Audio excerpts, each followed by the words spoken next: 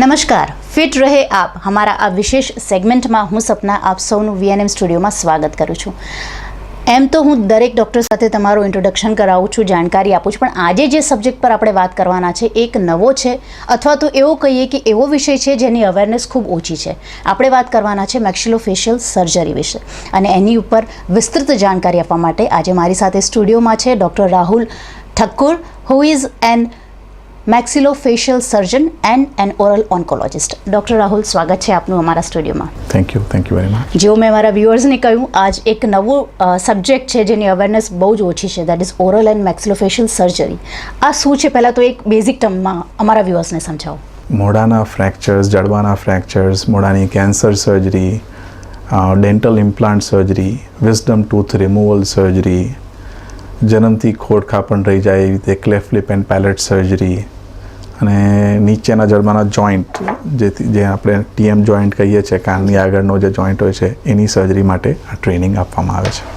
આપણે મેક્સિલોફેશિયલ સર્જનની જરૂર છે આમાં, એવું ક્યારે ખબર પડે? વેન ડુ વી રિયલાઇઝ કે we need a maxillofacial surgeon? Well, maxillofacial surgery એક યુનિક સ્પેશિયાલિટી છે. It's a internationally recognised surgical speciality, જેમાં યુરોપમાં એનું ઘણું બધું વિકાસ છે. ઇન્ડિયામાં, સાઉથ ઇન્ડિયામાં ઘણો વિકાસ છે. તમે યાદ હોય તો અનિલ કુંબલે, હવે અનિલ કુંબલેને જ્યારે ફ્રેક્ચર થયેલું તો ઓબ્વિયસલી સાઉથમાં ઘણી અવેરનેસ છે. He went directly to a maxillofacial surgeon. જેને લોઅર જો ફ્રેક્ચર થયેલું અનિલ કુંબલેનું, મેન્ડિબલ ફ્રેક્ચર થયેલું.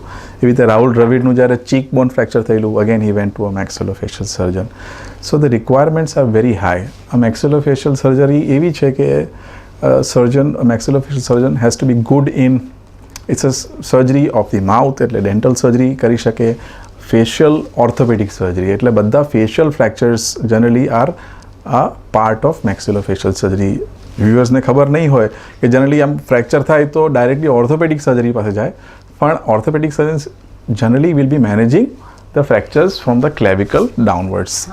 ઓર્થોપેડિક સર્જરી ફેશિયલ ફ્રેક્ચર્સ માટે નથી. જ્યારે બી જડબું ફ્રેક્ચર થાય ત્યારે નોટ ઓનલી ધ જો બોન ફ્રેક્ચર્સ પણ એના ડેન્ટલ અલાઇનમેન્ટ બી જતી રહે. સો મેક્સિલોફેશિયલ સર્જરીમાં principles of dental surgery, orthopaedic surgery અને પ્લાસ્ટિક સર્જરી ત્રણેયનું અમાલ્ગમેશન, મિશ્રણ છે.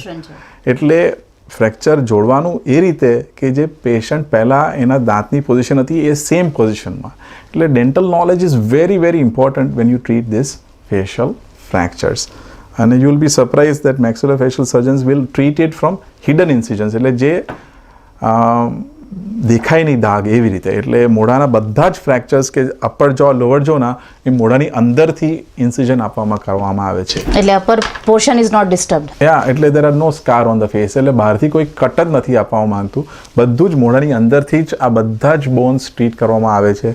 આઈ સોકેટના ફ્રેક્ચર્સ હોય છે એ આંખની અંદરથી ઇન્સિજન આપીને કરવામાં આવે છે. It is not ophthalmic surgery per se, it is fracture surgery, પણ એ આંખની અંદરથી કરવામાં આવે છે, જેથી અહીંયા કોઈ સ્કાર નથી આવતું. એટલે આ બધાના ફ્રેક્ચર્સ આંખની અંદરથી કરવામાં આવે છે. આના નીચેના ફ્રેક્ચર્સ બધા મોઢાની અંદરથી કટ આપીને કરવામાં આવે છે. અને ફ્રન્ટલ બોન જ્યારે ફ્રેક્ચર થાય છે, આગળનો ભાગ જ્યારે થાય, પાછળનો ભાગ જ્યારે બ્રેનમાં આવે છે, ઓફકોર્સ એ ન્યુરોસર્જરીની આ સ્પેશિયાલિટીમાં આવે છે. જ્યારે આગળ અને પાછળ બંનેમાં આવે છે, ત્યારે maxillofacial surgeon along with a neurosurgeon will operate and do it from the hair line, એટલે વાળમાંથી કરવામાં આવે છે, જેથી કોઈ અહીંયા ચહેરા ઉપર સ્કાર ના રહે. કારણ કે ચહેરા ઉપર સ્કાર રહે, કેટલો બી તમે સારા ટાંકા લો, પણ અ scar can be a scar. Yes. So better is to have no scar or a hidden scar, and that is only possible from inside the mouth or inside the eye or inside through the hairline. ઘણીવાર જે treat કરેલા cases છે જેમની treatment થઈ ગઈ છે but they are not unable to chew properly, કે હજુ બી સ્કાર્સ દેખાય છે, કે સર્ટન કેસીસ બી રીટ્રીટેડ, કે એમનું અલાઇનમેન્ટ જે છે જો લાઇનનું કે અધરવાઇઝ જે પ્રોબ્લેમ છે એમનું એ સરખું થઈ શકે? Yes, patients who have not been given treatment, જેને ટ્રીટમેન્ટ નથી મળી, કે જે ટ્રીટમેન્ટ છે એ રાઇટ સ્પેશિયાલિસ્ટ પાસે નથી મળી, એવા કેસીસમાં વી કેન રીફ્રેક્ચર, એટલે ફરીથી સર્જરી કરી.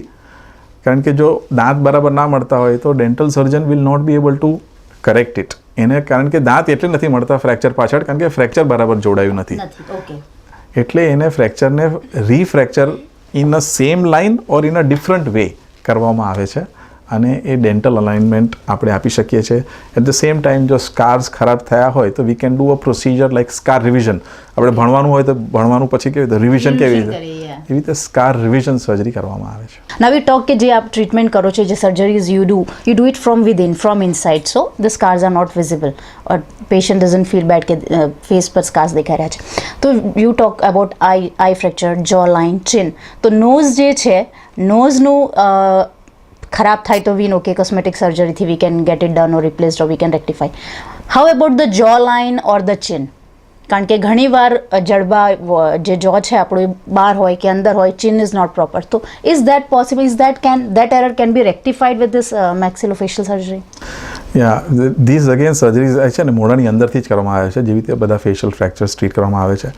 અને જ્યારે જડબું બહાર હોય, જનરલી પેશન્ટને એવું લાગે કે અમે ઓર્થોડોન્ટિસ્ટ પાસે જઈએ. ઓર્થોડોન્ટિસ્ટ જે વાંકા ચૂકા દાંતના ડૉક્ટર છે એ જનરલી દાંતની અલાઇનમેન્ટ કરી શકે છે, પણ after the growth is over એ જો બોનની સર્જરી મેક્સિલોફેશિયલ સર્જરીથી આપણે વી કેન કરેક્ટ. અને વી હેવ હેડ પેશન્ટ્સ કે જેને જો સર્જરી એટલી બધી has made a huge difference કે અમારે લખી આપવું પડે સર્ટિફિકેટમાં કે આ સેમ પેશન્ટ છે. It is that big a difference. અને નીચે ચિનની સર્જરી કરવામાં આવી શકે છે, લોઅર જો, અપર જો, એટલે તમે આખું facial bone structure basically you can do, you can change the position. So you can do anything from the cheekbones, nose, upper jaw, lower jaw, even the eye socket. You can આપણે કમ્પ્યુટરમાં term cut and paste કરવામાં આવે છે. Here we reposition and paste it. How does dental implant come into feature? જ્યારે તમે કીધું કે we can do the things from inside, jaw line હોય કે chin હોય કે દાંતનું alignment હોય, તો dental implant અને the surgery, how does it go hand in hand? Well હા, મેક્સિલોફેશિયલ સર્જરીમાં dental implant surgery, because when we are plating બધા ફેશિયલ બોન્સ ને facial anatomy is naturally inherent to the maxillofacial surgeon. એટલે આવા પેશન્ટ્સમાં જેમાં dental ઇમ્પ્લાન્ટની જરૂર હોય છે તો મેક્સિલોફેશિયલ સર્જરીમાં વી કેન પ્લેસ ઇમ્પ્લાન્ટ્સ. જ્યાં બોન ના હોય ત્યાં બોન ગ્રાફ્ટ લઈને ઇમ્પ્લાન્ટ્સ કરી શકાય છે. બોન ગ્રાફ્ટ મોઢાની અંદરથી લઈ શકાય છે, વધારે જરૂર હોય તો હિપ બોનમાંથી લઈ શકાય છે. સો હવે all patients can be treated with dental implants, bone હોય કે ના હોય. ઘણીવાર સાઇનસ હોય તો સાઇનસને, મેક્સિલરી સાઇનસને ઊંચું કરીને સાઇનસ લિફ્ટ કરવામાં આવે છે. એટલે all patients now can be treated with dental implants. Dental implants have a success rate in good units 98.4% success rate છે. At Shubecha Hospital our success rate is more than 99%. Oh, that's great. એટલે it's one of the highest success stories in dentistry. હવે એક વસ્તુ છે જે મારે જાણવી છે, which is new. મોઢામાં પથરી થઈ શકે? Is it possible? Yeah, it is not very common, પણ એ થઈ શકે. લાળ ગ્રંથિમાં જ્યારે વિસ્કોસિટી ઓછી થાય ત્યારે મોઢામાં પથરી થઈ શકે. અને પથરી વિથ અ સ્મોલ ઇન્સિઝન મોઢાની અંદરથી જ પથરી કાઢવામાં આવી શકે. ઇનફેક્ટ લાળ ગ્રંથિઓમાં ગાંઠ પણ થઈ શકે અને એમાં કેન્સર પણ થઈ શકે. જનરલી એમનું પ્રમાણ ઓછું હોય છે થેન્કફુલી. અને એ લાળ ગ્રંથિનું કેન્સર કોઈ ગુટકા સાથે લેવા દેવા એનું નથી હોતું. અચ્છા, આ જે કેન્સર છે, how do a person as a individual, હું મારી વાત કરું, હાઉ ડુ આઈ રિયલાઇઝ કે મારે ધેર આર ચાન્સીસ કે મને કેન્સર થયું છે? What are the symptoms basically as a general person એ જજ કરી શકે કે કેન્સરના ચાન્સીસ હોઈ શકે? મોઢાનું કેન્સર ઇન્ડિયામાં તો unfortunately we are number 1. In fact Gujarat is probably number 1 in the world for mouth cancer, and it is a preventable cancer. Best treatment is prevention, કે ગુટકા ના ખાવાના. And we would all be happy to have less patients of cancer. And અમારો role in society is not only to treat cancer but to minimise cancer. એટલે મારી બધાને appeal છે કે કોઈ બી જાતનો ટોબેકો યુઝ ના કરવો જોઈએ. એન્ડ ઇનફેક્ટ સિમ્પલ સોપારી, જેને કહેવાય કે આપણે નિર્દોષ ગણતા હોય છે, ઇઝ નોટ નિર્દોષ. ખાલી સોપારીથી પણ કેન્સર થાય. Okay. Gutka is a worst. એના એટલું ખરાબ કોમ્બિનેશન કશું જ નથી, પણ ઇવન સિમ્પલ સોપારીથી બી કેન્સર થાય. એટલે બેસ્ટ ઇઝ પ્રિવેન્શન. અને કોઈને ઘણીવાર સફેદ ચાંદા થતા હોય છે, મોઢામાં લાલ ચાંદા થતા હોય છે, એટલે દેટ ટાઈમ એની બાયોપ્સી કરવી જોઈએ. કોઈ બી સફેદ કે લાલ ચાંદું જે 3 અઠવાડિયાથી વધારે મોઢામાં હોય એની આપણે બાયોપ્સી કરાવી લેવી જોઈએ. તમે ગુટકાની વાત કરી, દેટ ઇઝ વર્સ્ટ. પણ જે લોકો ગુટકા ખાતા હોય છે, આફ્ટર સર્ટન યર્સ એમનું જે મોઢું છે એ પૂરી રીતે ખુલતું નથી હોતું. They face difficulty opening the mouth, even ખાવાનું જમતી વખતે દેવો પ્રોબ્લેમ. તો એવા પેશન્ટ્સને કેવી રીતે ટ્રીટ કરે છે? એને ઓરલ સબમ્યુકસ ફાઇબ્રોસિસ કહેવાય. ફાઇબ્રોસિસ એટલે જડબાનું જકડાવું. એવા પેશન્ટ્સમાં સર્જરી કરીને mouth opening we can give to the patient. એનો ફાયદો એ થાય કે પેશન્ટ મોઢું સાફ રાખી શકે, બ્રશ કરી શકે. ઘણીવાર અમારી પાસે પેશન્ટ્સ આવે છે જેનું મોઢું ખુલતું જ નથી, સાવ બંધ હોય છે, એટલે એ દાંત બી નથી સાફ કરી શકતા. ખાય છે પણ ધ લિક્વિડ ટાઈપનું ડાયટ હોય છે, એટલે એમની હેલ્થ બી કોમ્પ્રોમાઇઝડ હોય છે. એટલે એવા કેસીસમાં અમે મોઢાની અંદરથી સર્જરી કરી અને મોઢું એને ખોલી આપીએ છીએ. બીજો ફાયદો એ થાય કે જ્યારે બી આવા પેશન્ટ્સને બીજી કોઈ સર્જરીની જરૂર પડે જનરલ એનેસ્થિસિયામાં, ત્યારે એન્ડોટ્રેકિયલ ટ્યુબ, જે ટ્યુબ શ્વાસ નળીમાં જાય, એ મોઢું ના ખુલતું હોય એટલે એનેસ્થેટિસ્ટ નાખી ના શકે. તે વખતે ઇમરજન્સીમાં ટ્રેક્યોસ્ટમી કરવી પડે, ને તો ફાઇબર ઓપ્ટિક ઇન્ટ્યુબેશન કરવું પડે, જે બધી હોસ્પિટલમાં સુવિધા નથી હોતી. એટલે મોઢું ખોલવું ભવિષ્ય માટે પણ બહુ ઇમ્પોર્ટન્ટ છે. અચ્છા, કેન્સરની વાત કરી, ટ્રીટમેન્ટની વાત કરી. પહેલાં જે ટ્રીટમેન્ટની પદ્ધતિ હતી, અત્યારે જે ટ્રીટમેન્ટની પદ્ધતિ છે, what is the difference? How advance this is the maxillofacial surgery, how advanced it is now?